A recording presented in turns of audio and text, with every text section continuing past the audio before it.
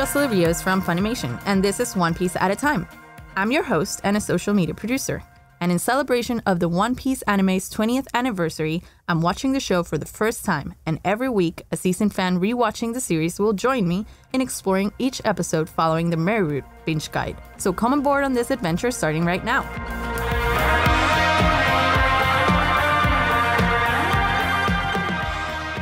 Welcome back, everybody, and welcome back, Aaron. Hey, Josellie. Glad to be here again. So this podcast episode, we are going through episodes 303 to 310. We are on our last stretch of the mermaid binge. Yes, we are. I know. There's a lot going on in these episodes, I know. It's a lot. Yeah. So on the last episode, which was episode 38, we went through anime episodes 295 to 302, and we saw the Straw Hats fight and defeat CP9. We saw Spandam reach the Bridge of Hesitation with Robin. We saw Frankie save Chopper by throwing him into the sea because he became a monster. Poor Chopper. Mm-hmm. And everyone takes the tunnel to try and reach Luffy, who is fighting with Lucci. And at the end of the episode, the tunnel is flooding and the Buster Call begins. The thing you've heard about from Robin's backstory, and now it's happening. Coming to fruition, yeah. So on this episode, the Straw Hats keep pushing forward towards the ship that they plan to steal to escape. We see Luffy's new powers, and he receives some support to help him defeat Lucci. And Kokoro is a mermaid? What? And at the end, a friend comes from the sea. So we'll talk about all of that. Episode 303. Boss Luffy is the culprit. Track down the missing Great Cherry Tree. So we start with a filler episode. Yeah, which you love as soon as the tension gets super high like this. All of a sudden we're back in, like, you know what I mean, the Straw Hat Theater shorts. Now we're in separate world. There's a soccer festival coming up. Mm-hmm. In Grand Japan. Yeah. I do like this story, though. Like this feudal Japan sort of short stories that we're getting. And the new little roles they all have. Yeah. Zoro's a monk, and like Luffy's like a cop, I think. Mm-hmm. And it's fun to see the Usopp pirates again, those little kids from Usopp's hometown where they were his friends before. Yeah. So there's a Sakura festival going on, and the narrator is sort of telling us about it and how all the people love it, and there's a bunch of food, and Zoro's like, ooh, I bet I can get some free food from this festival. Yeah. And the narrator starts talking again, and he tells him to shut up, and I'm like, wait, did Zoro just break the fourth wall right now? He did, right? Right at the beginning, yeah. Or the narrator did. We start off by seeing that Blue Nose Sensei, aka Chopper, is treating Carrot for influenza, so he won't be able to attend the Sakura Festival, and everybody's super sad about it. But he puts on a brave face, you know what I mean? And he says, everybody go have fun without him. There's always next year. Yeah. And, we all feel bad for Carrot. That's a good attitude to have, though. So Nami and Sanji are super happy because the festival's good for business. They're selling a lot of bento lunches. Yeah. And Luffy and Chopper are in the restaurant too, but they're super sad because they can't help Carrot with his sickness. Yeah, but Luffy, you know what I mean? He's determined to find a way to bring the festival to him somehow. And he kind of proclaims this, like, ominously. Yes. Like, clearly, some clear foreshadowing as he storms out of the restaurant. Very loudly. Yeah. So the next morning, the Sakura tree has disappeared. And Usopp, at first he thinks it was Cobra because he's like, this is a power move. It must have been Cobra. Yeah. But then he remembers Luffy saying all that stuff. And he's like, Luffy did it. Which, how can you assume? I know, Luffy right? Luffy goes overboard, certainly, but, like, stealing that gigantic tree. No. Although it would be like Luffy to be like, I can steal this huge tree and bring it to this kid's house. Like, that's something I can do. Now that you put it that way. Yeah. So Nami overhears, and she's super mad because, well, if the festival's canceled, all the lunches are canceled. And you see all the lunches stacked up on all the tables and stuff, too. She's pissed. She's super pissed. So she sends Sanji and Usopp to find Luffy. And they look all over town, and they finally find him singing to Carrot with a branch of the Sakura tree, which incriminating. Yeah, they're like, aha, caught you red-handed. Yes. You've got the branch, and you're waving his face. Yeah, Usopp feels like he's got all the answers, but it turns out Orika was the one to bring it because she and the other kids went to the sakura tree to get a branch for Carrot so he'd be able to participate in some way. Which is so nice. Which is Except so for nice. Onion and Pepper get left behind. They did. They stayed behind, and we sort of see them watch as the real culprits approach the tree. So while Orika is telling the guys all of this, Spy Robin. I know. I'm like, what is her role in the town at this point? Because clearly she doesn't like know them well. She doesn't even. You'd think she just goes in and be like, "Hey, like, got a tip for you." Instead, she kind of like creepily, not herself, shoots a bow and arrow with the message off of the side of a different building into the room for them to get their little tip. But I thought that was kind of a strange approach. It was. I'm like, why not just walk in there? Or if you're going to shoot a bow and arrow, why not just shoot it with your own arms? Why does it have to come from another building? And how did it get there? Yeah, true. Was the bow pre-stationed on the roof for those new arms to grab? Or did you make a row of arms to take? And did nobody see you? And why did we not see it? You know what I mean? Why hide that? I don't know. A lot of questions. Lots of questions. I was wondering that too, especially when after the letter, they all come to her and they're like, "You're the one who sent this, right?" And I'm like, whoa. Then what was all this why the all secrecy? This mystery? Yeah.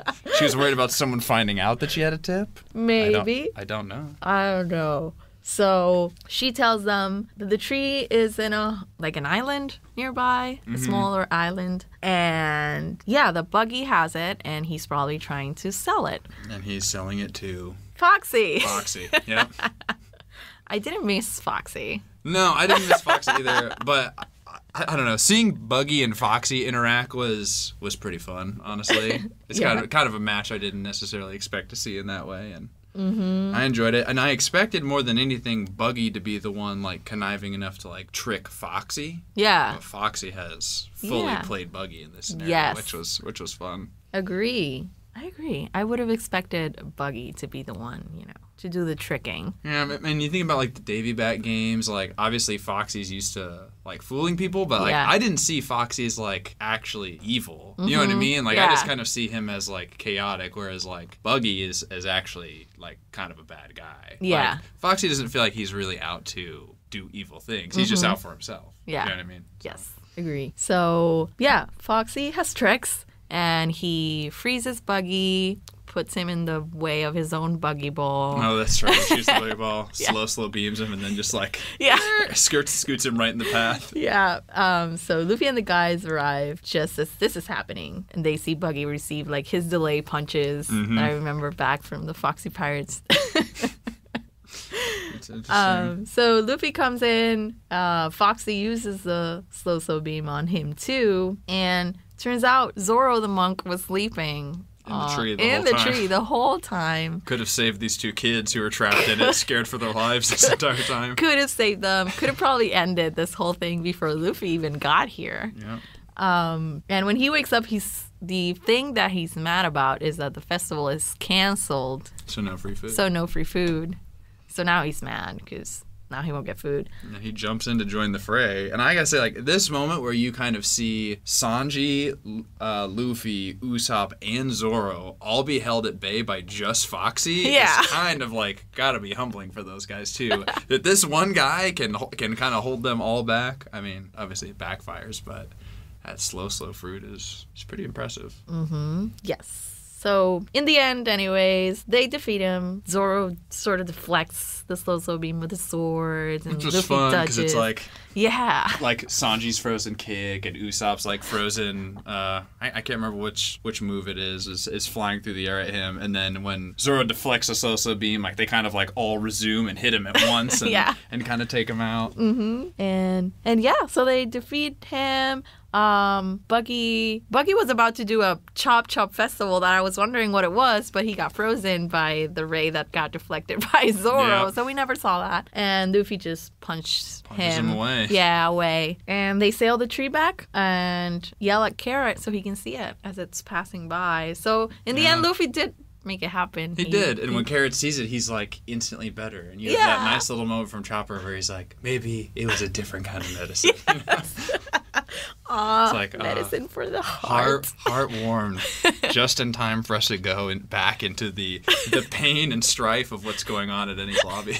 Exactly. It was a good way. It was a nice break. You know what I mean? It was a nice way to all right, let's take an emotional moment here and just kind of enjoy the characters for a little bit before we get back into this high intensity, really desperate situation. Agreed.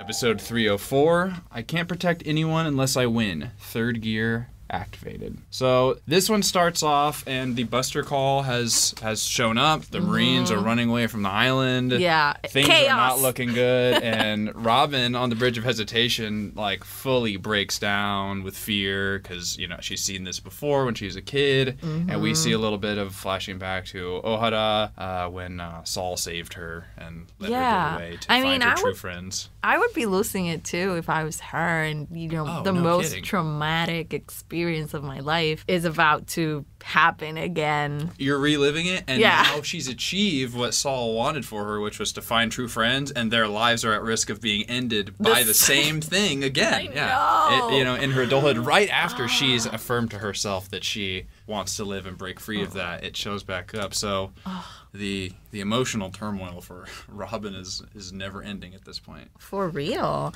And Spandam is also looking from the bridge, and he's like, they would never hurt me. And it's super funny because you can see his face all swollen up from the slaps that Robin gave him on the last episode.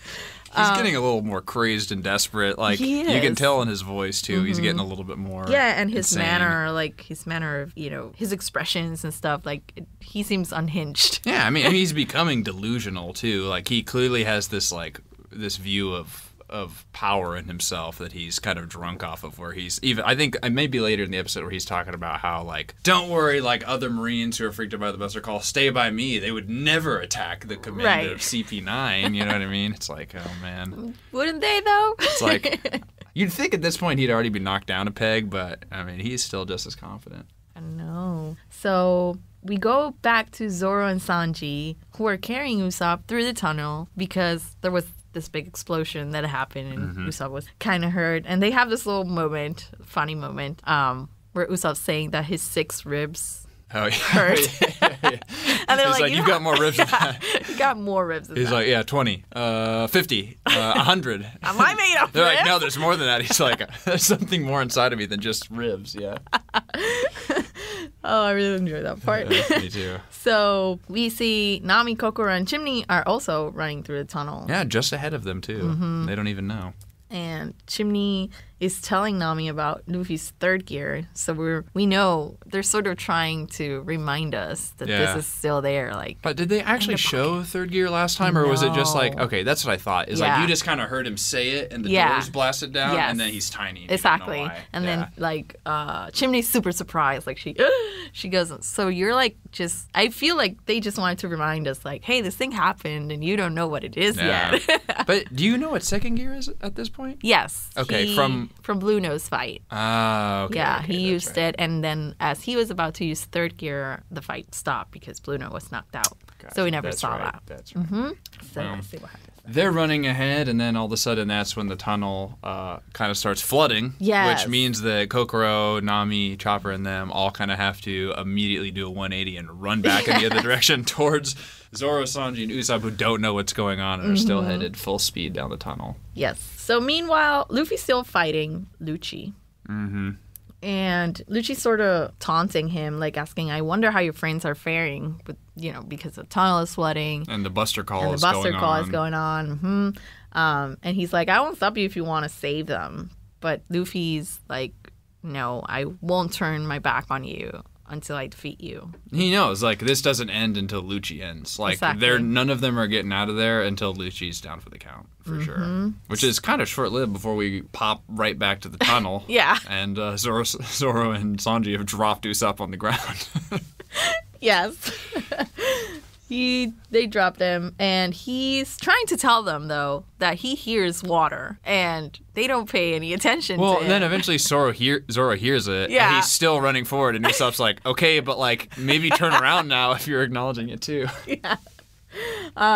So they just keep running until they are faced with this big the wave. And they see... And all the rest of the guys running towards them. So they have to then turn around and run too. Kind of jumping all over the place in this episode too, and again it's kind of the classic like juxtaposition of like lighthearted, funny stuff with like Usopp dropping to the ground and then like super like intense like standoff between Luffy and Lucci, like back and forth. But I think then we pop back to Spondum for a second, who is I think just ordering Marines around to still find Robin, and that she's still kind of the priority in all of this. So my question at this point was like, so is it really because he's the commander of CP9 that he's not going to be fired on by the Buster Call, or is it because they think where he is where Robin is, and Robin is the priority over him? But yeah, I mean, that's totally the reason. I wonder if he knows that. Like, is he trying to put up a front, or does he truly believe that he's delusional? Yeah. I think he's totally delusional, honestly. I mean, honestly, I wouldn't be surprised. Also, how many shots to the head he's taken at this point, too. He's probably not thinking super clearly, honestly. Yep. So we go back to Lucci, and Luffy's still fighting him, and we just see him, using all his usual moves, but he's just his regular strength isn't doing much. Lucci is fully absorbing. I mean, Lucci and Luffy, two similar names. Luffy charges up the big gum rifle and blasts Lucci right in the chest, and it's to no effect at all. None. Base level, Luffy's not going to cut it. Yeah. No. Yeah, and we see him struggling. Like, Lucci's able to grab him by the neck with his tail and, spin around, throw him. So I'm here just like, you need to do something. I'm getting desperate at this point. I'm getting worried he's just going to get knocked out. So Lucci brings out a new move, the flying finger pistol, which is, basically like a finger pistol with all his fingers, his leopard fingers. Kind of lit up at once, Yeah. And finally, Luffy brings out his third gear. Yes. I mean, you think he is down for the count, and I think Lucci thinks he is too, and then kind of like as the dust settles, you see Luffy who, always bounces back. Yep. Put his thumb in his mouth, and for a lot of us now, we know what that means. It means third gear. Yes. And we just see like his arm is like gigantic, like just gigantic. And I'm not exaggerating, like as an actual giant arm. And he just punches Lucci with a Gum giant pistol, and we see him bust through the wall. Destroy the whole side of the building. Yeah. And like even people from a distance are like, what is that? I know! And it's like giant fist comes out.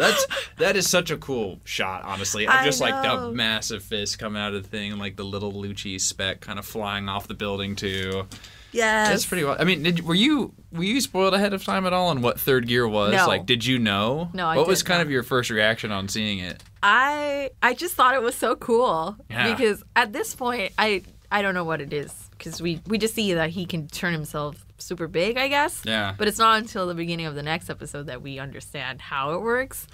So at this point, I was like, whoa. So he can just be a giant? So That's what I was wondering too. Could he fully be huge? Yeah, exactly. I was expecting like, wait, does this mean that he could just be a giant Luffy, and that's why he turned like to a tiny Luffy get shrunk afterwards? Yeah, from how far stretched out he is. Yeah. That's interesting, and it's so different from what Gear 2 is too, because like Gear 2, it's all about his like blood flow and circulation and stuff like that, and kind of like hyper producing it so there's more oxygen in his blood and all that. But I don't know, there's little consistency between what the two are, and I don't know. There's a lot that's still confusing to me about understanding kind of what's going on with Luffy's gears and kind of his powers in general. It seems like he just is constantly inventing entirely new ways to use it. Like, he has so much range that a lot of the devil fruit users that are in the show don't seem to have. I mean, like Chopper can transform and all those kind of things, but that's really his only thing. You know?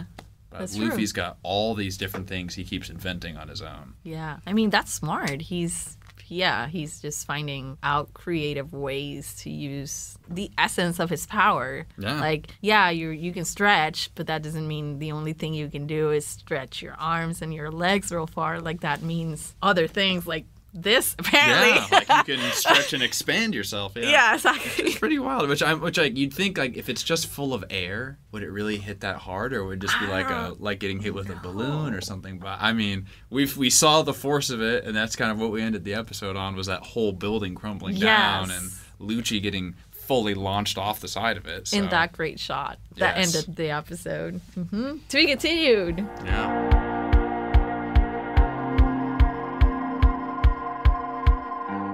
And we do have a social question that we asked everybody. I'm going to share some of your answers. And the question was, what was your reaction when we finally saw what Luffy's third gear can do? And my reaction, I mean, like I said, I was just not expecting it at all. And I thought it would be related to second gear in a way. I did too. I kind of figured it would just be kind of like some manner of improvement upon that, but it's really an entirely separate kind of power. And like we kind of talked about earlier in the episode, like it is really wild how like much ingenuity there is in what Luffy can do with his devil fruit powers, and I kind of hope we see a similar level of it in some of the other devil fruit users over time. I can think back to like Ace. I'm like, what else can he do? Yeah. You know what I mean? I don't know. How could he get creative with his power? Exactly. So I'm going to read some of everybody's answers now. We got Craig Donnelly on Facebook says, when I first saw what third gear could do, my mind was just like, whoa, but I'm mostly worried about the long-term effects. I feel you. Like, these powers, like they take a lot from Luffy. So I feel you when you worry about him. But yeah, I guess he feels it's worth it. Sebastian James, I hope I'm saying your name right. When I saw Luffy use his gear in that manner, it made me realize you can use any devil fruit in any way if you're creative/imaginative as hell. And yeah, that's what Aaron was saying right now. Yeah, I mean, we wonder how other devil fruit power users would be able to, find ways to use their powers. Like, yes, you can extend your arms and your legs, but how does that apply to everywhere else in your body? Like, you can turn into smoke, but does that mean that you can, I don't know, go through very small places, or just completely dissipate yourself while still being there? I don't know. Just getting creative with those powers. So moving on to Twitter, Nox Raijin says, I thought to myself, wow, Luffy's character development is progressing at a steady rate. And I also remember thinking that all of his moves made sense for a rubber man, which reminded me of how much thought and care is put into One Piece characters. And that is a great observation. There is a lot of thought put into this, and it shows. Monkey DIP says, man, and here I thought Luffy was dumb and he uses things like his bones and blood vessels to get stronger. And yes, that is right. Luffy, he's smarter than we think. He definitely gives a lot of thought to things, or I guess more than we think he does. And finally, Dlaner says, this is the most Luffy attack ever. Fun, entertaining, creative, and explosive with impact. Love how silly it is and how it fits with his style. And that's true. It's a very powerful power that also makes you laugh when he turns super tiny. So thank you everybody for all your answers. Be sure to be on the lookout next week for our social question on Facebook at One Piece Official and on Twitter at One Piece Anime.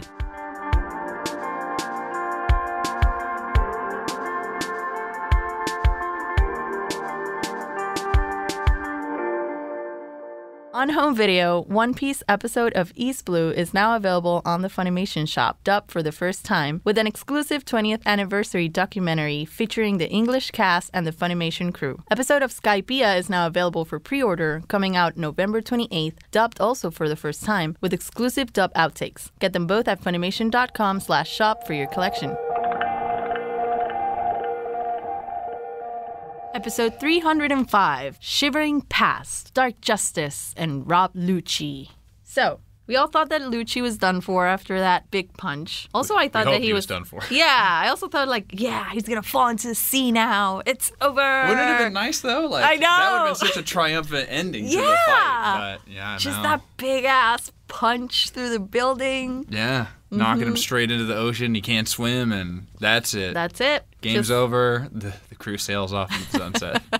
But no, he fell on a ship, so... And he points out, If he didn't land on the ship, yeah, he would have been done for too. And this is the first time we see like a blow that Luffy puts into him like actually had some kind of effect too, which is and he nice, you know. Turned back into a human too, so you know that he's he was hurt. So we go back to the others, and they're still in the tunnel. And Usopp's begging Zoro and Sanji to stop because he's like, I know something bad is coming up. Like, I can hear something. And that was the moment we were talking about earlier where he's like, okay, Zoro, if you hear it, like, can we turn around? But at this point, it's too late. It's too late. They see the water. Zoro tries to break the wall with his sword. He tries to, like, I guess his plan is to, like, cut a hole in it so they can all jump out, but isn't the tunnel underwater? Yes. So it would just make things way worse. I know. And they point out it's like, well, it's got to be really strong to keep the water out. So, like, I don't know what he was thinking. You know, he was just acting quickly. At least he did something before they got swept away. Yeah. So the water dragged them all. And we go back to Lucci. So we don't know what's going to happen with them. So we see Lucci is back as in his human form, and the Marines are talking about him. Oh, this is Lucci, the one who's like super powerful. Yeah, he's the strongest of CP9 and all that kind of stuff. Yeah. So they're like sort of wondering like is he as powerful as they say? And then this other Marine, I think it's a captain or something, starts then sort of telling him like a story about Lucci. Yeah, we get a little shoehorn backstory in there. Yeah, a little bit of. I think it's 15 years ago when I think they're saying pirates took over. I can't remember some town somewhere. Some kingdom. They said they didn't specify where it was. Yes, and it was a ton of pirates, and the world government was so confident in Rob Lucci, even as a kid. I can't remember how old they say he is. I want to say it's like 13 or something, super young, and they send him in alone to save the town single-handed. And he does, but I'll tell you what, he does it in a pretty rough way. You know what I mean? You can tell at the time what kind of guy he is. He's not a for justice person like kind of Luffy is, who wants to do the right thing. He's kind of like, I'm just taking orders. Like, it's not personal, but I'm not exactly a super empathetic guy. Yes, he's definitely more about upholding the law, regardless of, whether the law is just. Whether it's just or not. I mean, obviously, pirates taking over a town is not a great thing. Yeah. But it's more about the way that he handles the situation, which you could definitely get a glimpse inside of him, and it's like over time, this mentality, these things he prioritizes, like have kind of hardened in him. Yeah. And I think you see that kind of in his demeanor and also the way that he treats Luffy of like, why are you even trying, basically? Yeah. Also, this whole story about him made me think about what he said back when the Straw Hats first reached the Tower of Law, and I think Spandam was asking them or telling them that now they would get like promotions or something, and they would get celebrated for capturing Robin. And Lucci says something about how they don't care about those things. Like he doesn't care to be celebrated or anything. Like the only reason that they're there is because they get to kill people. Yeah. I mean, he's and I'm he's a psychopath in like the definition of the word of just like full lack of empathy, because even back on the island, like he murders all 500 of the hostages because they were weak, you know what I mean, and inefficient. So for being captured, like they're better off dead, which is pretty wild. Yeah. So basically that's how he solves that situation. The pirates had taken 500 soldiers hostage and were blackmailing the king into giving up his throne to save all these people. And Lucci's like, I'll handle it. He lets himself be captured and then just kills everybody. Like, no problem. Including the captain of the pirates, like, very easily. Yeah. And we see, like, he's just standing atop a mountain of all these bodies. When they open the door, they're like, and I'm like, whoa. Yikes, yeah. So, yeah, we see that Lucci basically, he's got no empathy for anything or anyone. All things considered, you'd think he would have, like, if he's that ruthless, like, I feel like there's some times when, like, Luffy's kind of seemed down for the count that you'd think he would just capitalize on and just take Luffy out once and for all. But I think maybe he recognizes Luffy as strong and as a worthy opponent in a way, and that's why he kind of gives him the room to get back up. Yeah, I wonder, because if you think about someone who's willing to kill 500 defenseless hostages, and then all of these opportunities he gives Luffy to get back up and to walk away, like, go save your friends, like, blah, blah, blah, blah, blah. I'm wondering if it's like his bloodlust of, like, I want to just kill people and I have no empathy and I just want to work for the world government and all this stuff is second to his kind of like his wanting to fight, get stronger, and when he sees a worthy opponent, I don't know, kind of has respect for it. Yeah. I'm wondering if he does respect Luffy in a way. That makes sense. Just for his strength. But. So, yeah, he says, like, justice isn't always pretty. And, basically he just defeated all the pirates on his own. And that's the story. We go back to the present. And Luffy's still third gearing. He sucks his arm up into his chest and then jumps out the window and puts it into his leg and battle axes the ship that Lucci's on, like, right in half, which was with pretty insane. Giant feet. Huge foot, yeah. Giant foot. Huge bare foot. And, I mean, he calls it bone balloon. Does that have anything to do with how it works? Like, does he... I don't think I've seen any, like, real physiology on it or anything, but it sounds like he inflates his bones inside of his body, but I'm not really sure. And then he sort of transfers the air from one, right? Yeah, he just like kind of moves it through his body, which is pretty wild. How? But I mean, he found a way to do it, clearly. Yeah, no kidding. Which one is like, when did he develop these techniques? How did he know he could do this? How long has he known he can do these kind of things? And like, does he practice it on the ship in private? Like, you know what I mean? Yeah. Where is he learning these things? Where is he learning? I know he did mention that he got the idea for second gear from CP9's movements. Like how they move very fast in the air. Yeah. So that's how he came up with it. But that is wild. Like on the fly, he just comes up with that? But that's like, for it to be called second gear and then third gear to be called third gear implies it comes after to me. And the one time we see it is like, he does it like real sneaky down in that underground place to punch the door open. Yeah. So I'm like, okay, did he literally come up with this right after? Yeah. Second gear? I mean, thinking about other times where something like this has happened, in Arlong Park, you know how Gonzo had that little thing on his head, that spinning wheel on his head? Yeah. So at some point, Luffy says, like, oh, I got an idea from that, and he makes this spinning attack against Arlong with his arms. So he didn't practice that. So I'm guessing this is probably the same way. He just thinks about something, and he's like, I think it should work this way. And then he just tries it out.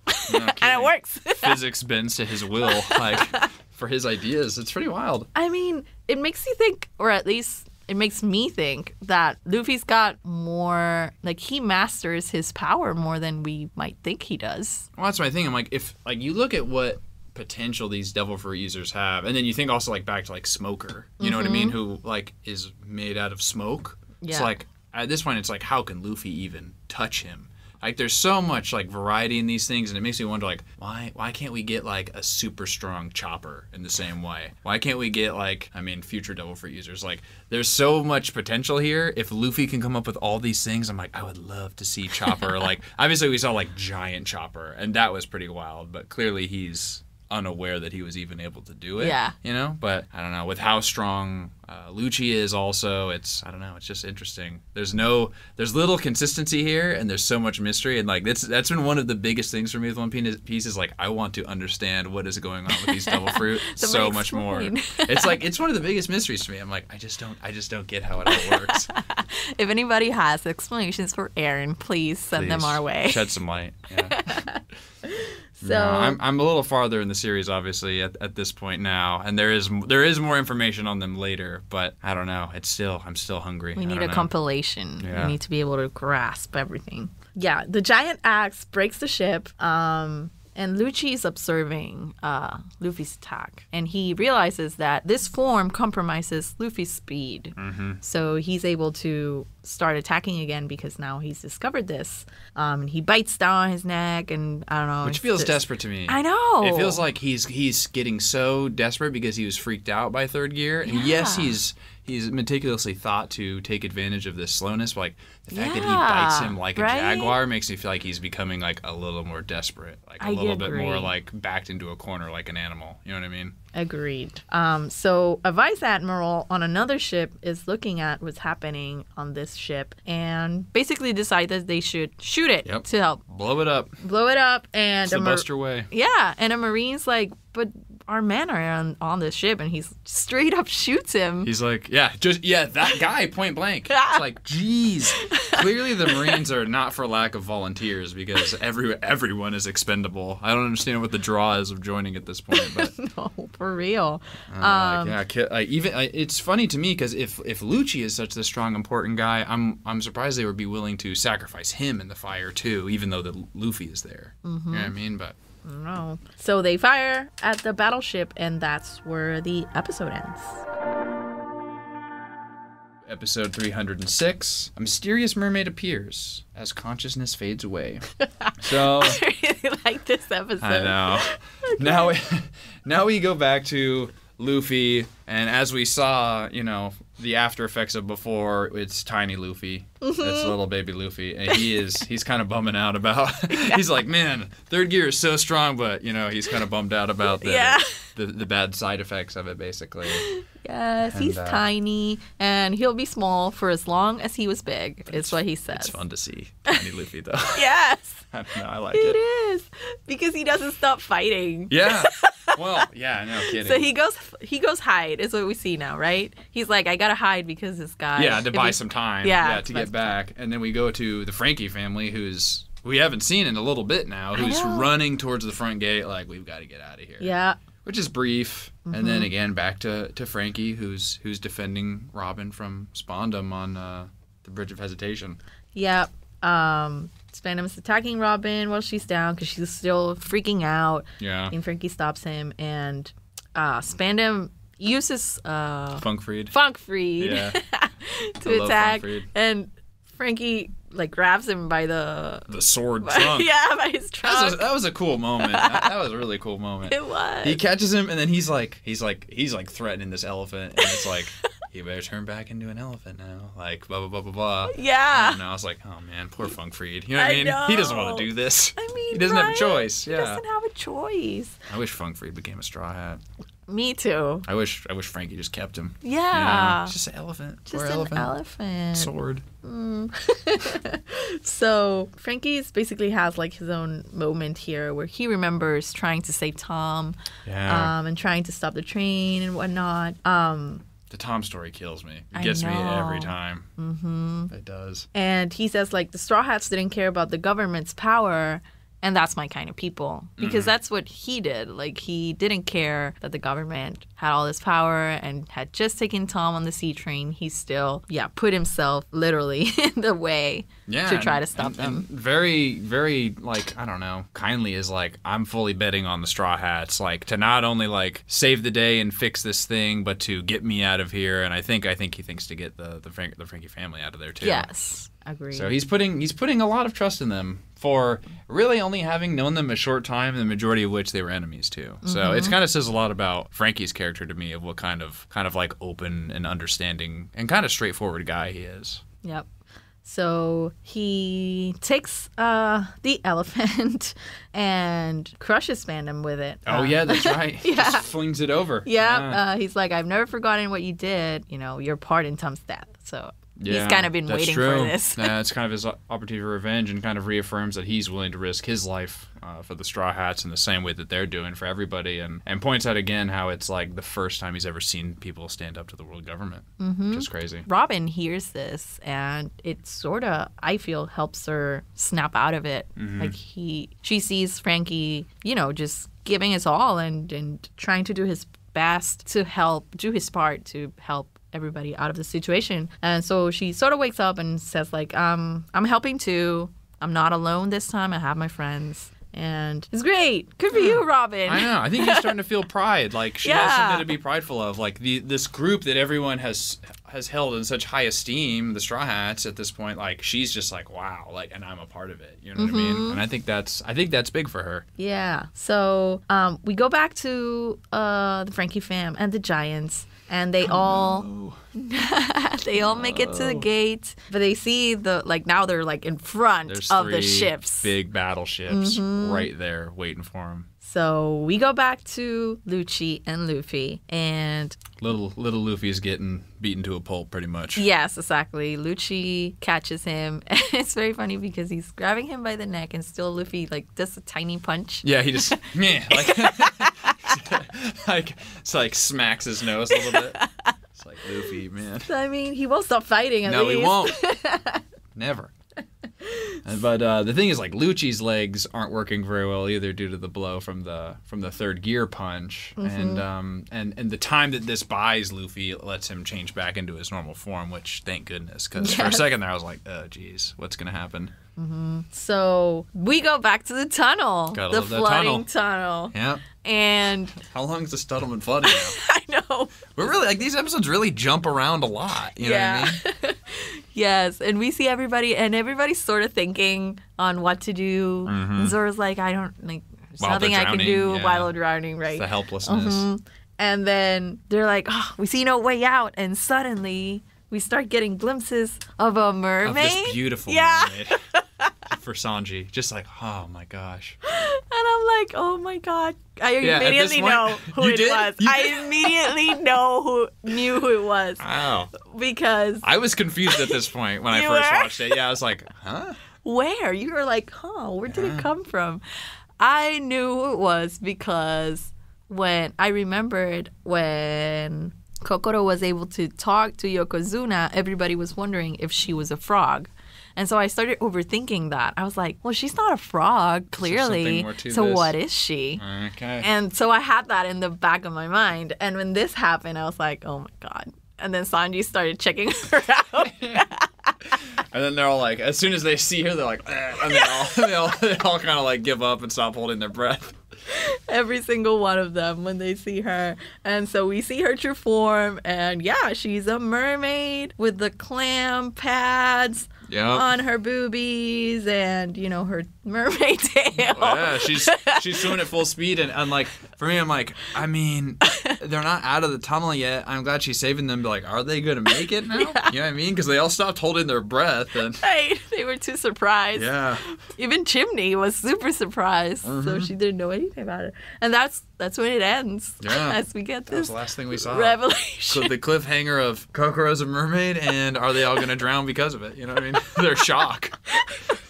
I'd be shocked too. Their shock stops them from holding their breaths. It's like, ugh. So let's take a little break, and we'll continue in a bit.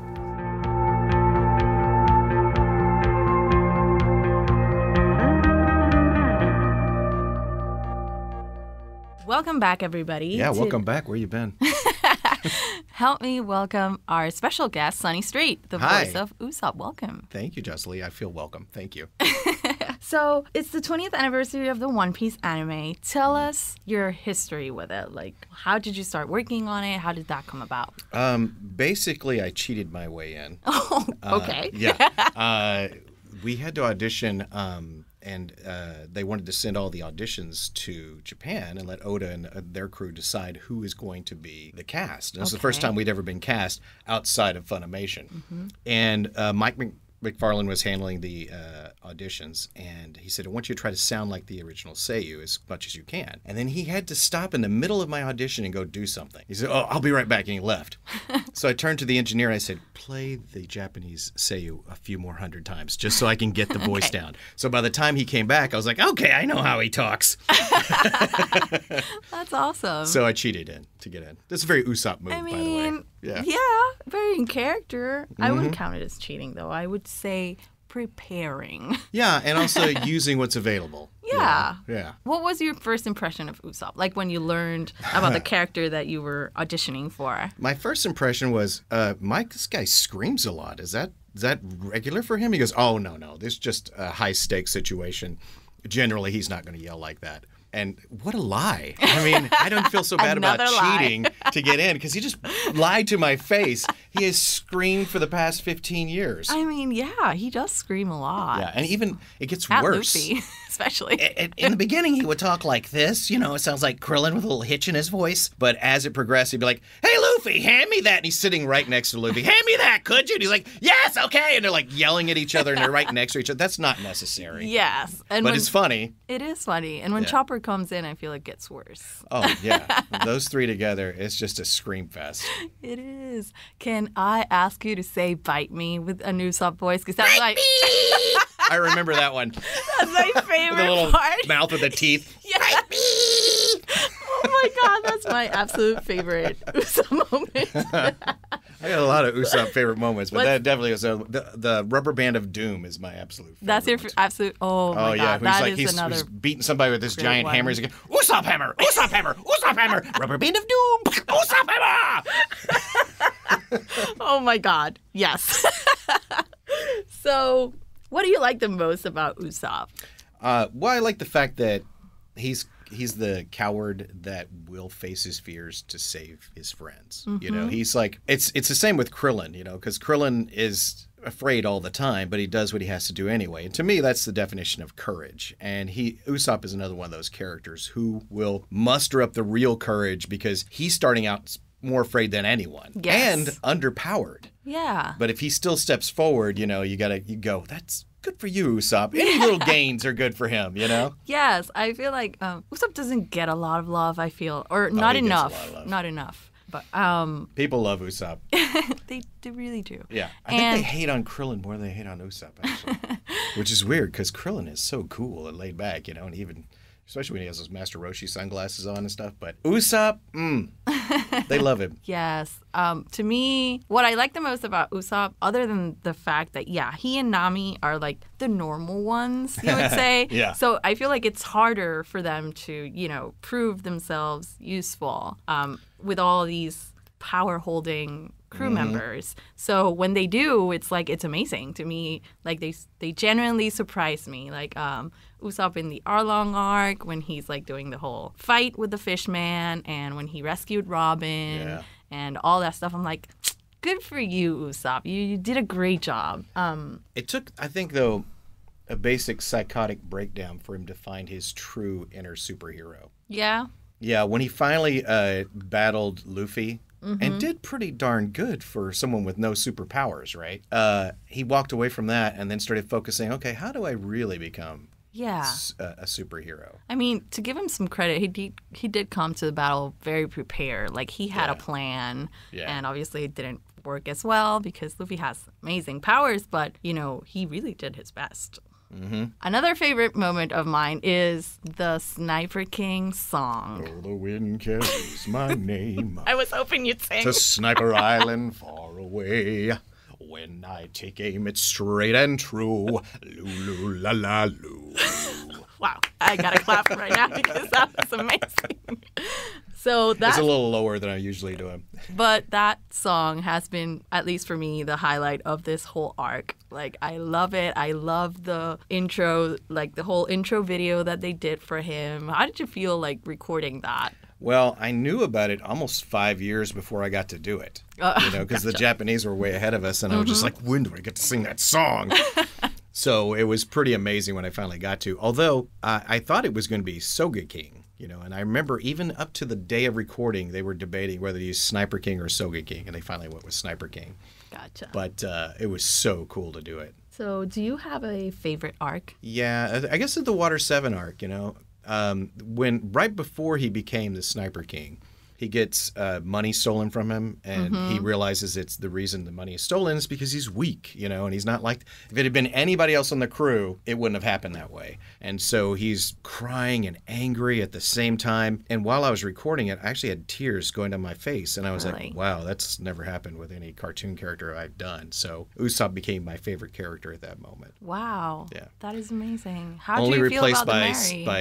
I was going to say, he was only replaced by Koro Sensei, because when I did Koro Sensei, then I was like, oh, okay, I love him too. But what were you saying? How'd you feel about the Mary if you got so sentimental about Usopp. I was really attached to it. By then we kind of had a nice chemistry in the cast. You can hear the vocal chemistry. Today it's like solid, like we're all just carved from the same rock. But by that point we had already had a nice cohesive crew. And so whenever we would take a break from recording and we'd be like, somebody would announce, hey, we're going to be recording again soon. Everybody on the crew would text each other, we're going to be back on the boat. We're going to be back on the boat. Because we really felt this love for this thing, Mm-hmm. And Usopp, it was his character to love it even more since he was the shipwright. Terrible one, but that's what he did. And so, of course, I was attached to it as much as he was in the moment. Did you cry? Yeah. I'm still waiting for that moment, but I know it's coming, and I know I will cry too. Oh, spoiler. I know. I mean, it's hard watching for the first time, not having any spoilers. I do have to say that my coworkers have done a pretty good job on trying to keep me away from spoilers. Mm-hmm. But there are some that I like. The Mary, I know because I've seen the other vote. Mm-hmm. I know who's coming up. Like, I know Brooke is coming up. I know Frankie's going to become a crew member. So that sort of things, like, I can't There help are a it. lot of great moments that could be easily spoiled from One Piece. Mm-hmm. And what I like about it, it's so intricately involved in every aspect of each of these characters' lives. And so it's more than just a soap opera. Mm-hmm. I mean, you really have some dynamic things that they build towards, and they all grow as characters in this. And very few things that you do in anime has that kind of longevity, so it will develop and you get to develop with the character. Dragon Ball being the exception to that, but it's been a wonderful thrill ride to be able to grow with this character. Another thing I really like about Usopp is how I feel like he's the one who supports Luffy emotionally the most. Mm-hmm. Like, everybody's always depending on Luffy and counting on his power, and you know that you can count on Luffy.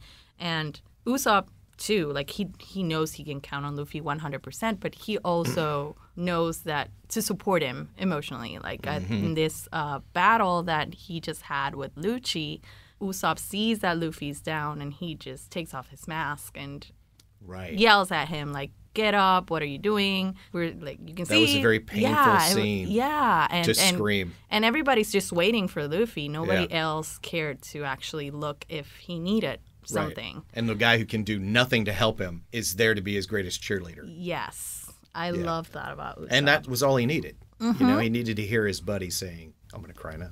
His buddy saying, come on, you can do it, man. Get up. Yeah, that's exactly it. So is Usopp your favorite Straw Hat? No, Chopper is. Chopper is! Oh my god, that's great! I love the way that character is designed. I love the way Brina voices Chopper. It's just a wonderful character. Yes, he really is. And He's what a precious. weird character, too. A little miniature reindeer that can change its shape. And is who's a doctor. No reason. We have to have a ship's doctor. Might as well be this little weird reindeer thing. Yes, the perfect reindeer thing, I yes, think you mean. I agree. The perfect... Well, when I say weird, that's a great compliment in this show. Yes. The weirder you are in One Piece, the better you are. I agree. So we just announced that One Piece Stampede is coming to theaters in October. Yay! Are you excited about I getting am back excited. in the booth? Yeah. Yeah. Have you already been recording? I was wondering if I guess I can say, yeah, we've already recorded my lines. Just last week I finished it. That's great. Is there anything you'd like to say to fans? This is classic One Piece, man. I mean, they're great moments of all the characters, the things you like about them the most. They really shine in this movie. Even Usopp's emotional moments where he's got to overcome his own fear, that happens as well. It's classic One Piece. You're gonna love it. What's your favorite Usopp overcoming his fear moment? Because there's a few. Yeah. I think I'm going to say the Fishman at Arlong Park. That was a good one. And I think it's because it was the That was the first one that he really found out what he was made of. Yeah, because he fought like all by himself. Yeah, he does that a lot, though. I mean, this is his MO, is that it's always, one step forward, two steps back with him. But he always, as he grows and overcomes these things, the way he overcomes them is much more powerful. But even now, you would think, I heard somewhere that Oda said that past the time skip where we are now, Usopp is as strong as Sanji was beforehand. Oh. So that's everyone's power levels have gone up, including Usopp. Usopp's. So yeah, same MO. It just gets more intense. You know. So cool. Is there anything you'd like to say to fans before we sign off? Well, I am floored that I have the career I have.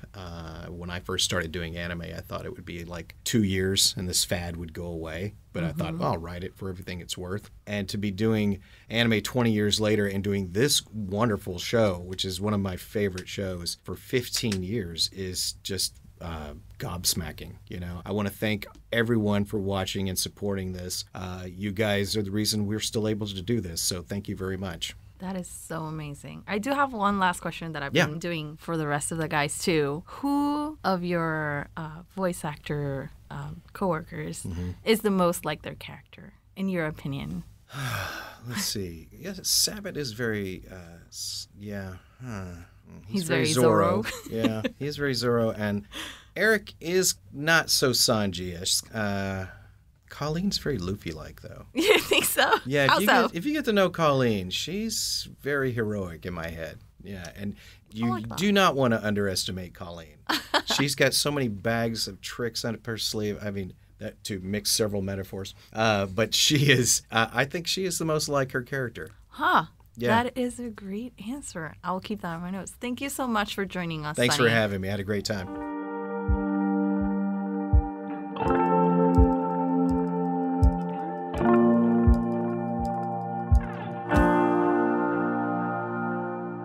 Welcome back, everybody. We are now moving on to episode 307. Cannon fire sinks the island. Frankie's lamentation. Oh no, Frankie. Yep. We see Frankie stealing a ship for them all to escape on together, which, good thinking, honestly. Yeah. I hadn't thought about that yet. Yeah. How are they getting out of here?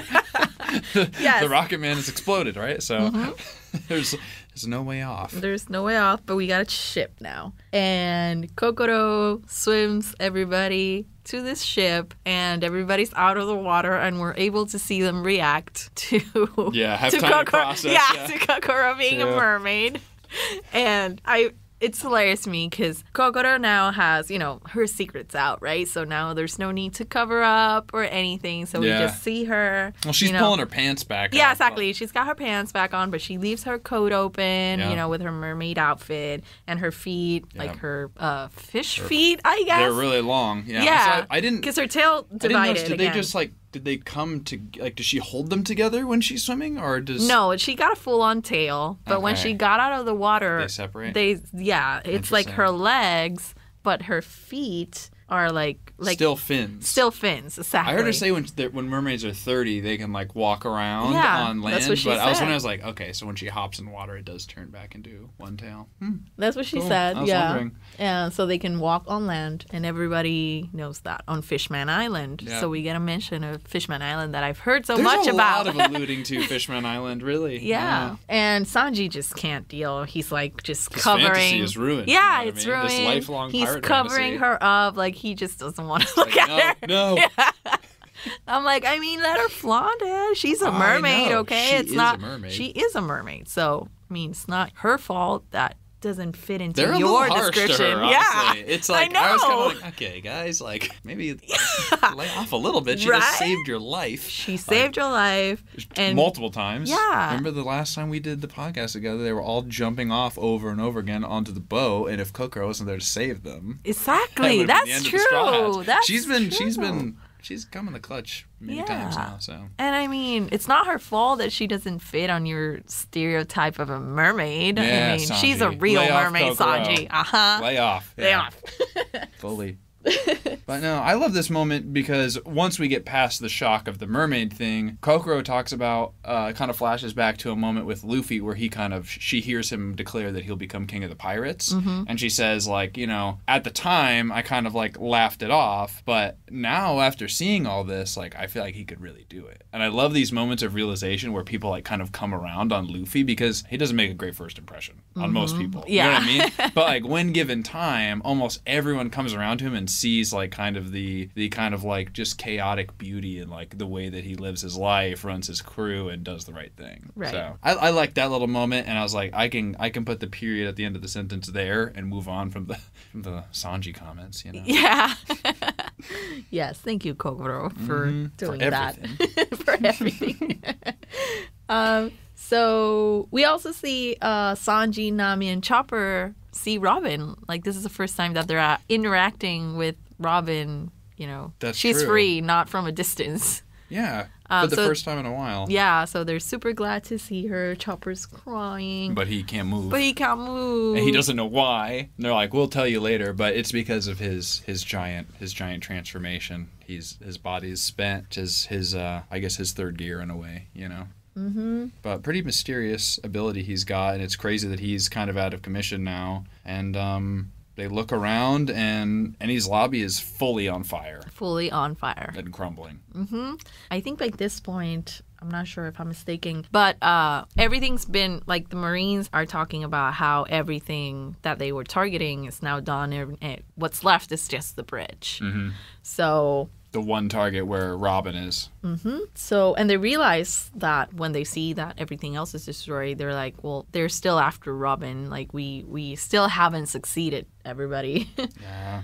So they're like, well, where's Luffy? Like, we got the ship, we got everybody. Now, We got one thing missing, it's the captain, yeah. we just need Luffy to get out of here. And Sanji asks about the Frankie fam. And Frankie's like, I'm sure they're fine. yeah, You know what I Frankie's mean? like, I'm sure they're fine. We've I'm sure been they through got away." worse. And I'm like, really? Have you, Have they? though? Like, Buster call, CP9, like, on Eni's lobby. Like, that sounds about as bad as it gets. So they're like, well, we can't help Luffy, so we have to stay here and wait. And I thought this moment was also interesting because, like, everyone's kind of like, I think it's Usopp is like, let's go try and help Luffy, because Frankie kind of points out the last place they saw him, and Zoro's like, no, stay here, wait for him, trust in Luffy. And I kind of, looking back when I was rewatching it this time, I'm like, it's interesting how they respect the hierarchy without drawing attention to it, of like, Zoro is the first mate. Yeah. And he is in command when Luffy's not there. And even though he's, you know, a goofball and he gets lost and stuff like that, like, in this moment, like, no one second guesses him. Everyone immediately heeds what he says and stops what they're doing and trusts in Zoro and trusts in Luffy to That's make a it great back to the point. ship. I didn't notice, like, I didn't realize that. It's a hindsight thing for me now, because, like, at the time I definitely didn't think of it, but it's like, how often does Zoro speak up to, like, dish out orders and stuff like that? It's like only in Luffy's absence. That's true. Because that's when it's his time to step up. True facts. So, as Sanji's asking Frankie about his friends, we go back and see them standing still It's kind in of a front of the, tense it's a tense standoff. moment. What are they going to do? The sea train is gone. There's There's nowhere to nowhere else to run. They literally just crossed Eni's lobby, which is on fire, and now they're here. And the way Frankie talks about it, it's like, to me at this point, like, every time he says it, I become less convinced that he believes it. It feels like he's putting up a front to convince himself more than he's trying to convince everybody else that they're okay. So we see Polly finds a transponder on the floor. That's right. Which is not important until later. And then the Marines attack them. Like, we just see, like, the cannons go off and everything's going on fire. Yeah. And then they do a broadcast about it. Yeah, I'm like, which is a little for weird. who? Yeah. I don't know, for Right? who is this for? I think it's just to demoralize the Straw Hats, honestly. I think so too. I was like, why are you broadcasting? Everybody, they're all dead. Give up hope. That's it, truly. That's it. That's exactly what happens. So the only remaining target is a bridge now. And the Straw Hats are, they are a little bit demoralized. Frankie looks horrified, especially. And they all, like, they think about all of them, like the Frankie fam, Chopper thinks about Sodom and Gomorrah. Yeah, he cries, but he can't move. He's He just can't on his back, like, Yeah, Yokozuna, and everybody, Galila, and Polly, it's tragic. Polly. I love Polly. Yeah. But and not only that, but they say it's like I think they confirm like all life on Eni's lobby is gone, like is snuffed out. Like, not even that, but like, if any Marines didn't make it back, like, essentially, like, if they're not on your boat with you, like, they're gone. Yeah, exactly. So just kind of accept that. Which is awful. I know, it's like, wow. This is, again, I said they must not be starved for volunteers if they're this willing to, like, you know what I mean? Honestly. Kill 10% of their forces in their own attack. So Frankie at this point, yeah, it's all on Luffy. Like, there's nothing else that he can do. And we go back to Luffy, and Luffy's planning on using his second gear again. Yeah, we see him start to kind of charge it up, and we see Frankie scream out to Luffy to win. Yes. Mm-hmm. And Lucci's like, he doesn't think that Luffy's body will be able to take this again. And he tells him, and Luffy's like, well, I guess we'll find out. Yeah, I know. And so, he yells, yells, bring it. His second gear, and to be continued. That's where it ends. And I'm very glad that wasn't the last episode. Because, oh my gosh, no kidding. Because I'm ready. I'm ready for this fight to get down. Like, I really need Luffy to beat this guy. I know. Jeez. I know.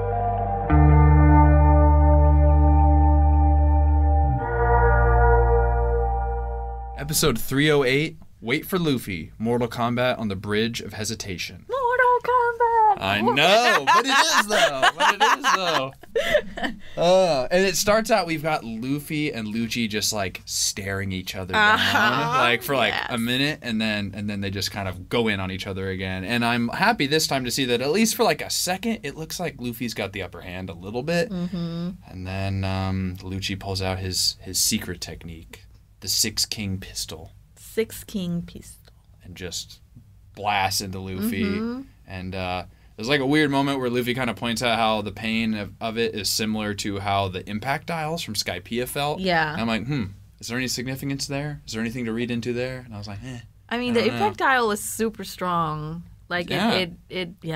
I'm wondering if it's like the technique from each, or like it was imbued in the dial. Like maybe there's some kind of crossover. I don't know. Because it's like, where did they even develop all these like Iron Body, Finger Pistol, Tempest Kick, like all these moves they use? Like, where did they come from? How did it happen? They all have it together. Did Lucci come up with it? Unclear. So, just interesting stuff. That's a great question. That's a great question. And he's a very smart fighter. Like, oh, yeah. Like, he's not only strong, but he's reading Luffy's movements and planning his moves. He's experienced. So, yeah. And you can tell that. Mm-hmm. Yeah, I would say so.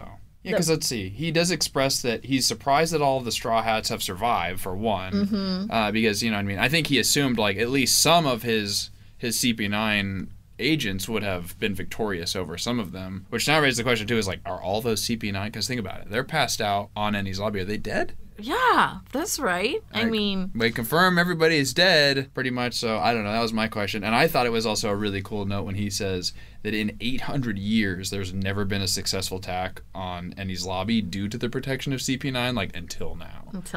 I'm like, that's pretty cool. Straw Hats.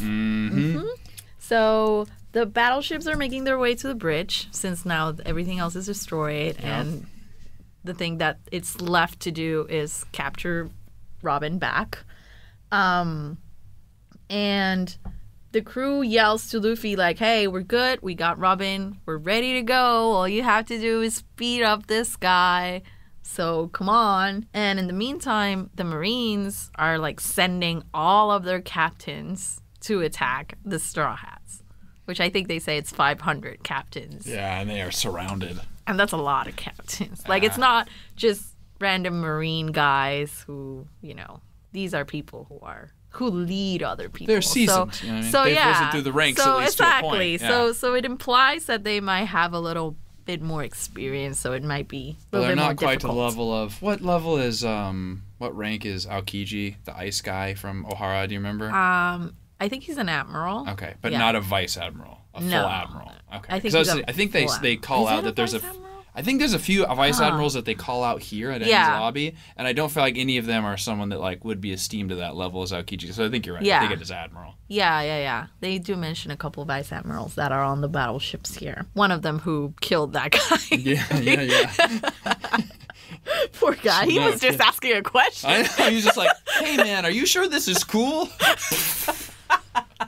Like, taken out. Jeez. I was like, wow. So the crew's brazen. They're the bad guys.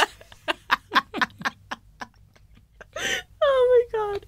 So the crew braces for the marine attack. And Sanji's gone. Yeah, where'd he go? Sanji? I know. I don't know. We don't know. Not the guy who usually disappears in these kind of moments, too. Yeah. But I do trust him, though, because I feel like every time Sanji disappears, he's got a plan for something. Like, that or it's for a good reason. Or he's become so disheartened by his mermaid fantasy being shattered that he's retired. He's done being a pirate. You think so? Yeah. He's like, I think done. in that moment, yeah, he abandoned the Straw Hats. That's it. So. I'll just go through the gates of justice now. Yeah. Sorry, guys. That's where and the go to podcast Impel ends. Down. That's where One Piece ends. Sanji abandoned the Straw Hats, and there's no more hope. No, but then we see Zoro kind of take on a bunch of the captains, and he kind of has a cool little exchange with that guy with the huge axe. You know what I mean? Yeah. They kind of go back and forth at it for a little bit, and Zoro defeats him and knocks the axe out of his hand just in time for Usopp, who's like on the back pedal getting stabbed by this guy, saved because the axe head falls on top of the guy who's attacking Usopp, which was pretty clutch, you know? Yeah. And Zoro's like taunting these guys too. He's like, none of you are a challenge to me. No. And I'm like, they aren't? I know. I was Because there's like, all right, 500 of them. I mean, I was like, let him talk. Let him talk it, man. At this, it's like all they've been through today. It's like he's probably running on fumes. He needs this to keep himself going. Honestly. This is easy. This is easy. This is easy. You know, Yeah, right? Maybe he's convincing just hyping himself up. Yeah. And then Nami's even out there doing work with her. I can't remember the name of the weather Her staff. climate tact. That's it. Mm-hmm. She's she's zapping people. Robin's backing her up. Kind of everybody's doing their part, and it's fun jumping around and seeing it all. Yeah, the ladies are doing a fine job too. Mm-hmm. Holding up. And we go back to Luffy, and he's like just giving it Fight all. is still raging on. Everything that he's got. Somehow he's still maintaining second gear to stay up and take this guy out because it's the only way he knows it's the only way he can do damage to him. Yeah, but Lucci he's just keeping up. Like he's still dodging or receiving attacks like it's nothing. I mean, how many times have they been up and down at this point? You know what I mean? Like Luffy must have been knocked to the ground and gotten back up 5 or 6 times. Yeah. And then he does it again. He falls to the ground in front of Lucci, and we wonder, is this it? Is this the last time? Can he bounce back yet again? Yeah, after that other 6 King gun, he came up, but he sort of just fainted. Yep. And I was like, well, I mean, there's no meat. Because at this point, I was thinking back to that first time when he used it, and then he had to eat meat after. Right. And I'm like, there's no meat. Like, when is your energy going to run out? How can he replenish? Who's going to save you? But yes, when he's on the ground, he's like still in second gear. Like he's got kind of like the red tint to his skin still, and like the steam's kind of coming off of him. So I'm like, that was kind of, to me, I was like, all right, he's not done. But I'm just like, what if he wins this? Because it's getting to a point where it's like, they've got to be running off of like adrenaline. Like, remember how hurt Lucci's legs were from the third gear punch earlier? I'm like, these guys are like Zoro we talked about earlier, like they are running on fumes. Like there's not much left they can give, and this thing is about to come to a head. I mean, they've been fighting for how long? It must have been. I know this island is always sunny, so we don't know if more than a day has passed. But it certainly feels like at least a full day has passed. No, it's got to be like hours though. You think so? Yeah, I don't think it's been a full day. Because like I think like when I'm at this point where we're at now, I feel like all the like key fights with all the CP9 members and stuff was like earlier that morning. And this is like. So would you say, because it was night when they took the train to Enies Lobby? Okay. So they got to Enies Lobby. It was still night in the outer world, so let's say it's been a full night, maybe. Yeah, and because there's all the the kind of initial attack. Yeah. And them kind of charging through with all the Frankie family and all that kind of stuff.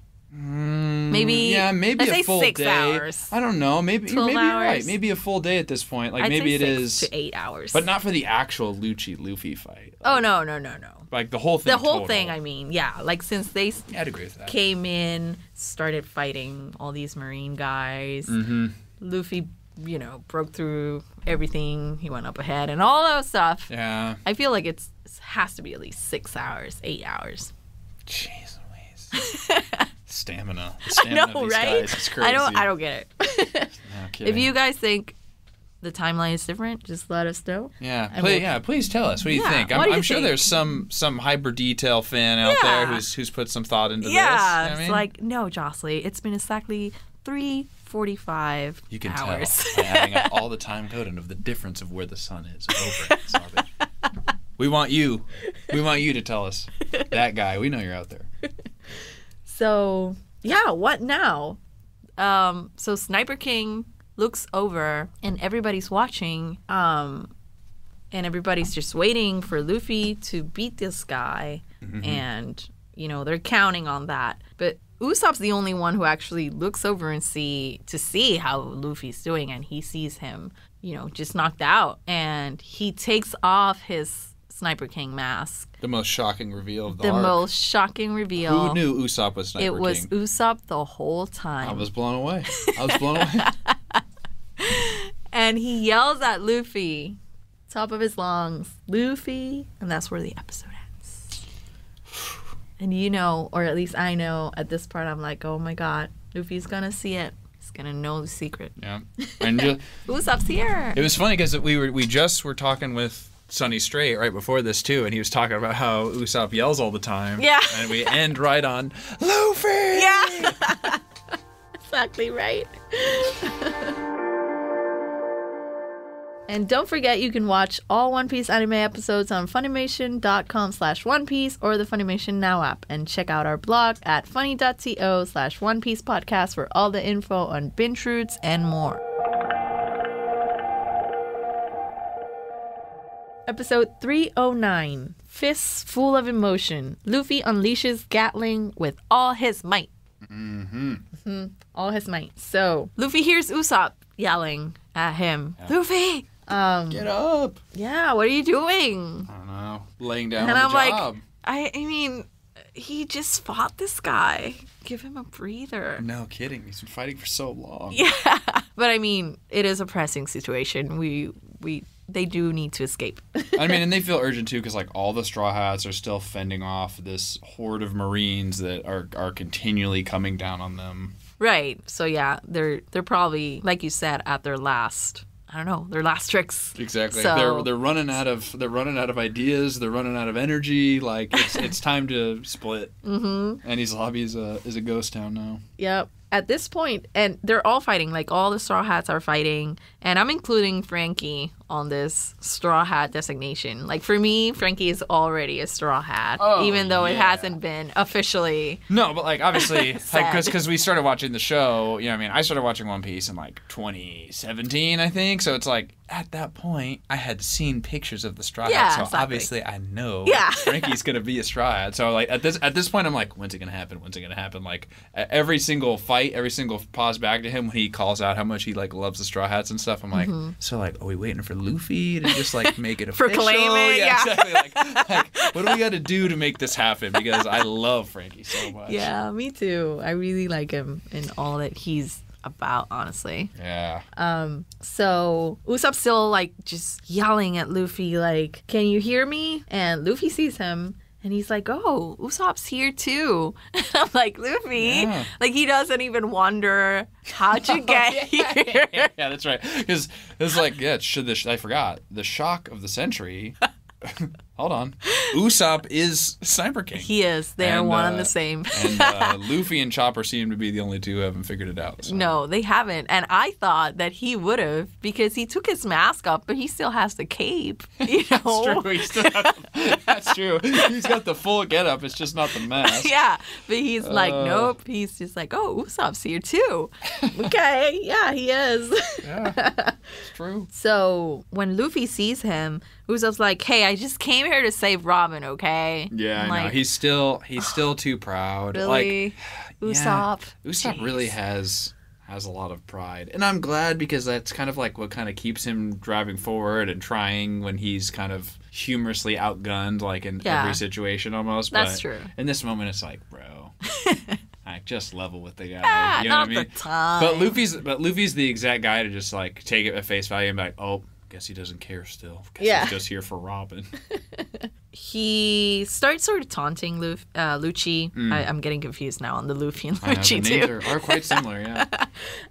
Yeah, so he's like, come and get some, or you scaredy cat, and sort of taunting him. And I thought for a second that maybe he wanted to keep Lucci off of Luffy for a second at least. Maybe I think he was trying to buy him some time. Buy him some time for him to be able to stand up. Surely. I mean, I don't know. He's seen him face down. He knows things aren't good. Yeah, so Lucci falls for it, and he's like, okay. Then I'll kill you. I'll kill you. And tells Luffy, like, I'll kill all of them and then come back for you so you can watch. Again, like I said, Jesus, man.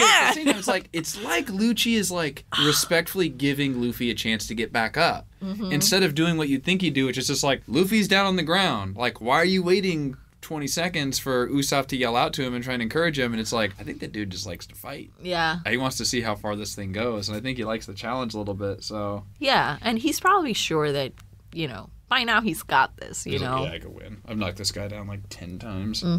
So Usopp's also using that, like, what are you going to do about it, Luffy? Like, hello? Yeah. This guy's going to kill all of us. And he sort of starts giving Luffy a pep talk, talking about, you know, they came all this way for Robin, and it's been super hard for everybody. But we're still here. We can still see the sky. We can still see the ocean. All you got to do is stand up. Yeah. And I'm like, ah. And Luffy needs that push. He needs it. He's been out there on his own fighting this guy for so long. He needed a reminder. He really needs it. And when we were talking to Sonny a while ago, I was telling him that I feel like Usopp's the one who's always giving Luffy like that emotional support. Yeah. Like everybody else is always... Which is not bad. I'm not saying that they don't support him, but everybody else really focuses on counting on Luffy and how strong Luffy is, and Luffy's got this, and we just have to wait for him. But Usopp's the one who's like, Luffy also needs us to back him up. He's the real voice of moral support, for sure, in the crew, honestly. Yeah.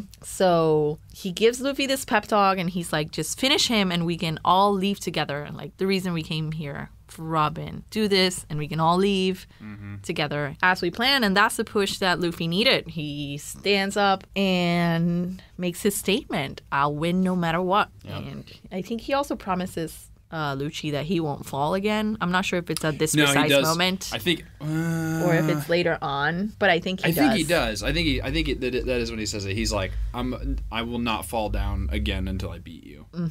So that's his statement, and they go on at it again, head on. And I'm scared at this point. I know, and I always say this when a moment like this comes, like with Eneru and now this, that I know, you know, I seen Luffy. So I know, Luffy, I know he survives this. Yeah, he can't die here, certainly.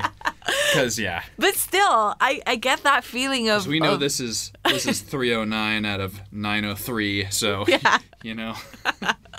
But still, I get like this feeling of I'm genuinely scared for Luffy. Like, is he gonna take a long time to recuperate? Like, I don't know what's gonna happen. So they start fighting head on, and we go back to the other guys, and we see Nami and Robin are fighting, defending the pirate ship. And they're being all boss. Yeah, you know? Chimney's got some positive female role models. Yeah, you know what I mean? Yeah, she's like, way to go, pirate ladies. That's what I'm talking about. And she tells them that they can go help the guys now that they're done with everything, and the raccoon dog will be fine with her. She'll watch over it. Poor Chopper is just like crying and still like and lamenting. He's like, I can't help anybody because I can't move, and I'm like, poor Chopper. You wonder how Chopper feels too when like they're all shouting at Luffy like, get back up, and Chopper's like, what about just me? limp. Like, oh man, sorry, Chopper. Luffy can get back up. Poor Chopper.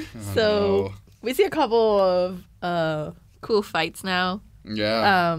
But first we do see Sanji inside the building. He was looking for something. That's right. And it was a lever of some sort, and he just goes in and he's like, yeah, bingo, this is what I was looking for. Some clear foreshadowing. Yeah. We don't know what it is, or at least I don't know what it is yet. For now. So we see Usopp fighting this this marine. And singing. And yeah, he's singing. He defeats him and he starts singing his own song. Frankie is fighting this berry fruit powered guy. Oh my gosh. Who can just yet another. Just like who can just break up his body and like a lot of balls. Buggy, you know what I mean? Kind of like Buggy a little bit, only berry fruit leads to way more fun puns. Yeah. Yeah, he says, what is now. it that he says? He says, you'll find my abilities like very effective or something. It's like, very effective indeed. Very dangerous. And then we all groan and giggle and the fight continues. I think Zoro helps him defeat him.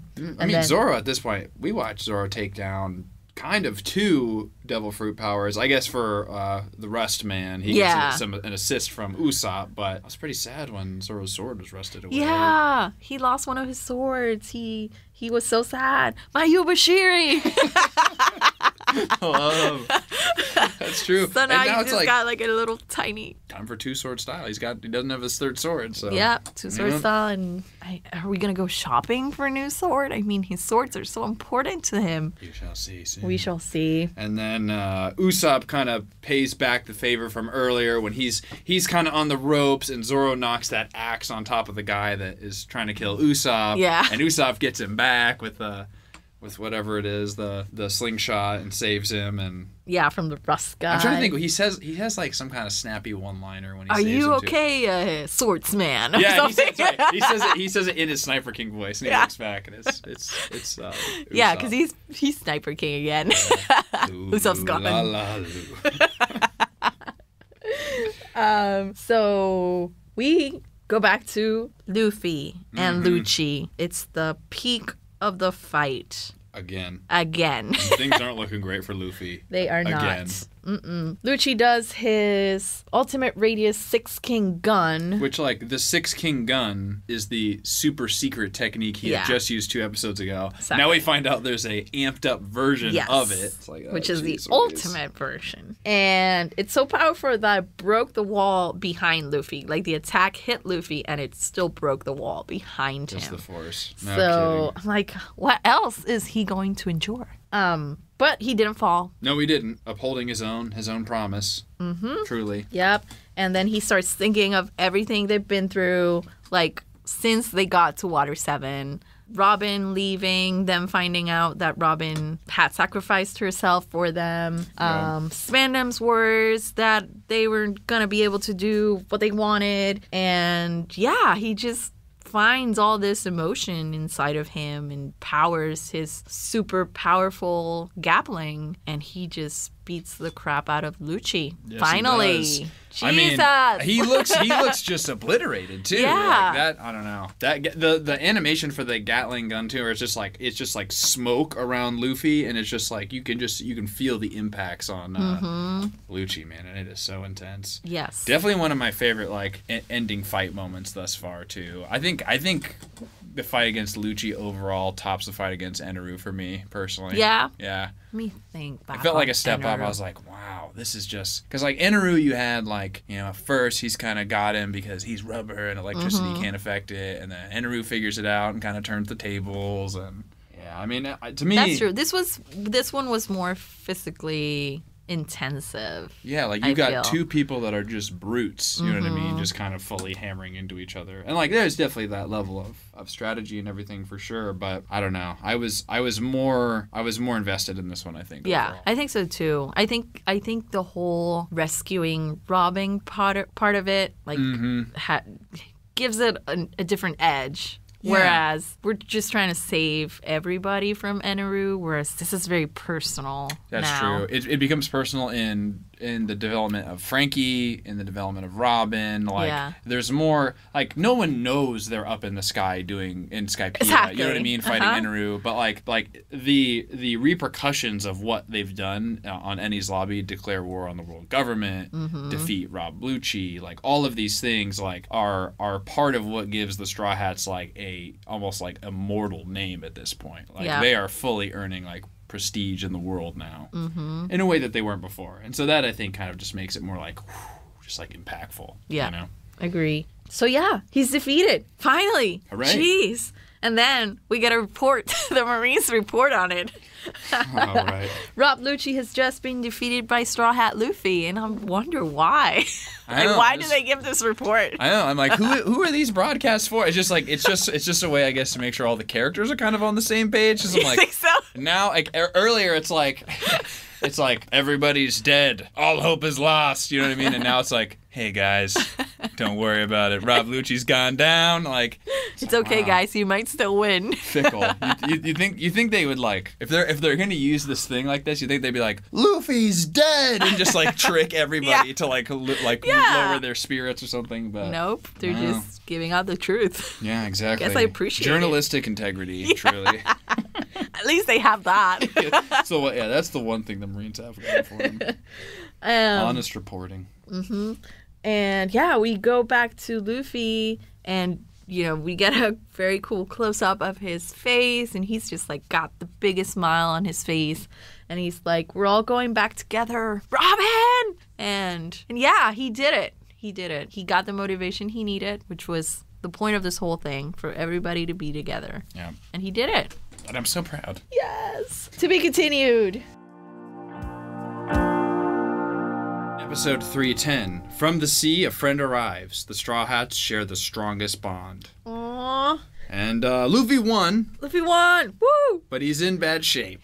So bad. He stays true to his promise. He doesn't fall down again until after the fight is over, but he does, in fact, fall back down. And Usopp's crying. Everybody's happy. And they're like, well, now all we need to do is get to the ship. And they also hear that the Frankie fam is okay. I was glad to hear that they were okay. No kidding. I mean, when I watched this the first time, I was really like, wow. Yeah, they just got obliterated. They are dead. That's because to me, I was like, okay, maybe this is the vehicle for why Frankie joins the crew. It's like he has nothing left in Water 7 to go back to, so he goes along with them. But at this point now, like I think the first time I watched it, especially, I see this, I'm like, is Frankie going to join? Like his whole family, like all these people, like almost died that are so close to him. Is he gonna just like, going on an adventure? Peace. Thank you for coming to rescue me. Yeah, it's like going to the most dangerous place in the world for me. Because like at this point, like you, I'm like, I want Frankie in the Straw Hats. I'm ready for it. Me too. So they're okay. Paulie saved them. Paulie saved them with his ropes before they all fell to the waterfall. And they're like, hey, don't worry about us. We're good. We got our own escape plan. So just get yourselves out of here. And Frankie's just bawling. He's just like, I wasn't worried at all. Love that.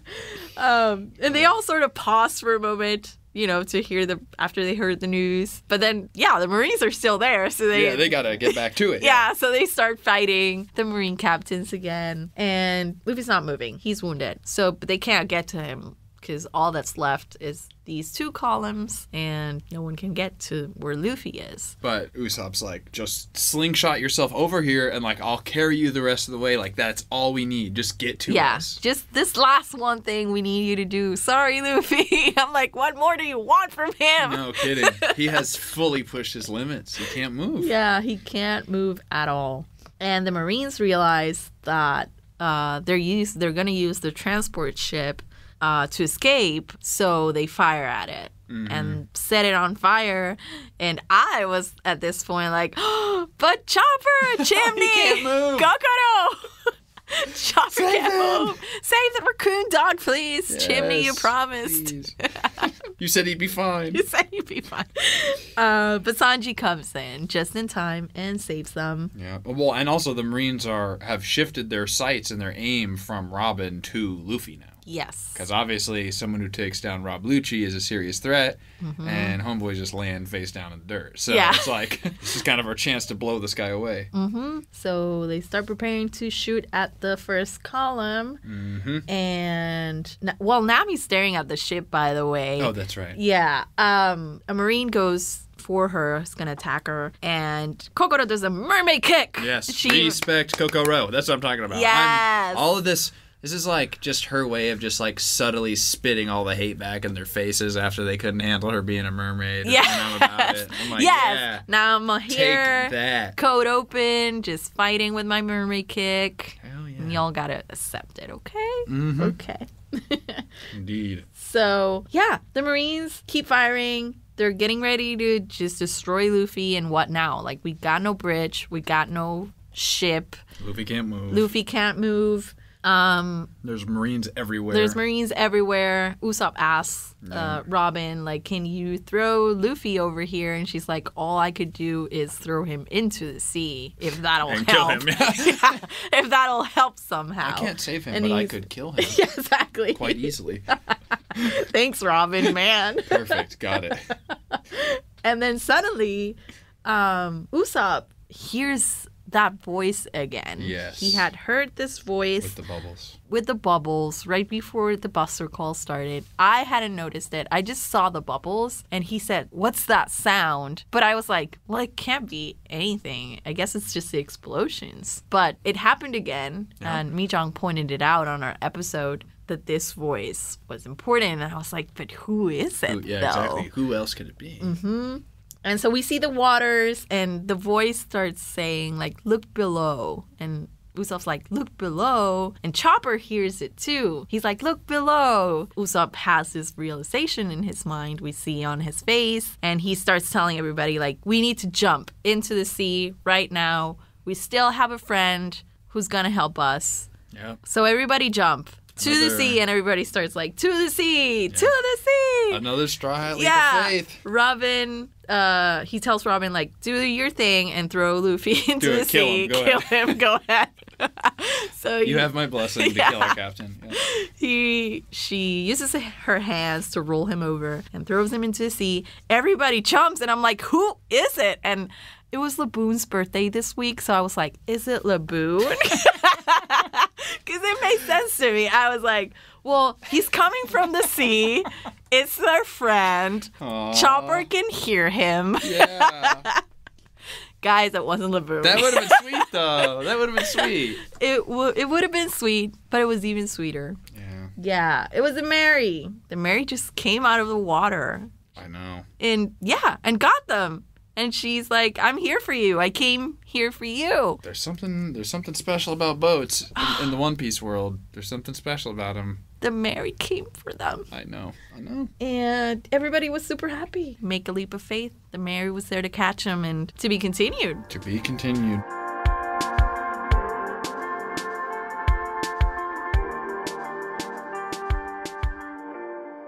It was a great episode, though. I mean, it was a great series of episodes. Like there was so much here. You've really hit like kind of the climax and really like the big finish of this. Yes. Of this arc now. How does Water 7 kind of stack up for you compared to what you've seen so far? Oh my god, I don't even know. I feel it's very, very up there, if not at the same level of Alabasta for me. Like Alabasta was the moment when I got super hooked on One Piece. Like, I had enjoyed it, like, since I first started, getting to know everybody and all their backstories. And then they reached the Grand Line, and then Alabasta is, like, the first thing that happens. And, like, that whole thing, big arc, I was like, you know, it wasn't anybody's backstory. It was just an adventure. And it adds weight to them joining the Grand Line. Because, like, for me watching the first time through, it was very similar to me. It was like, well, I enjoyed One Piece, but it was at Alabasta that I was really kind of, like, sold on it. Yeah, exactly. And then Water 7, I was like, man, yeah, this exactly. is it. Like, and that's exactly how I felt with Water 7 and Enies Lobbies. Was like, this is what I love about One Piece. It's just like, Josellie, there is so much good stuff coming right after this too. I'm so excited. God. You've watched over 300 episodes of One Piece now. Yeah, 310. I don't know. How many other anime series have you watched that are even 300 episodes? You know what I mean? Yeah. That's what I'm saying. None, I think. Really? Okay. Yeah. I mean, besides this, I'm trying to think what else even gets to that episode count. Like Bleach, Naruto. Fairy Tail, maybe? Fairy Tail, like, is just past it, 320 something. So, yeah. Man. So we hope you enjoyed this One Piece at a time. Don't forget to check out the Funimation blog at funny.to/One Piece podcast, which will be updated constantly with the binge routes and everything you need to know. Also head to our shop at funimation.com/shop and add One Piece home video to your collection. And for all things One Piece, follow us on Facebook at One Piece Official and Twitter at One Piece Anime. We want to thank all the people who make this podcast happen, the creator of One Piece, Oda Sensei, Toei Animation, our amazing audio engineers, and of course, everyone joining us on this journey, all you Straw Hats out there listening. Also, please rate this podcast wherever you're listening to it and share it with other One Piece Nakama. The next One Piece at a time will cover anime episodes 311 to 318, so be sure to watch on Funimation now, subbed or dubbed, and be ready. See ya!